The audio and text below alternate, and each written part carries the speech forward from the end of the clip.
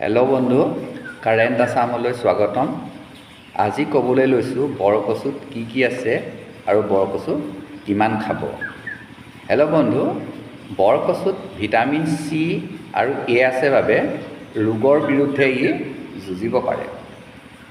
2 number, potassium থকাৰ বাবে ৰক্তচাপ কমোৱাত সহায় কৰে।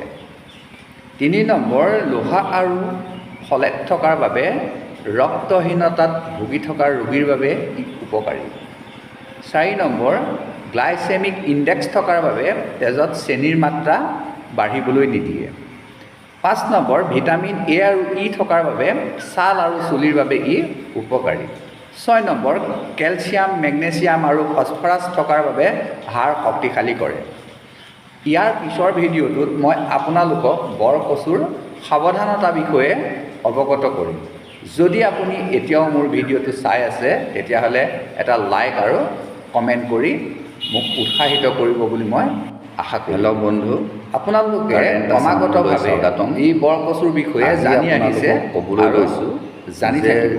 আমাৰ হাততে পোৱা এই অমৃত সদৃশ এই বৰকচু আমি অৱহেলা কৰিব নালাগে। আজিলৈ আহোঁ, ধন্যবাদ। আকৌ লগ পাম, আকৌ কথা পাতিম বৰকচুৰ বিষয়ে। বৰকচুৰ বিষয়ে আমি আকৌ জানিব পাৰিম। ধন্যবাদ।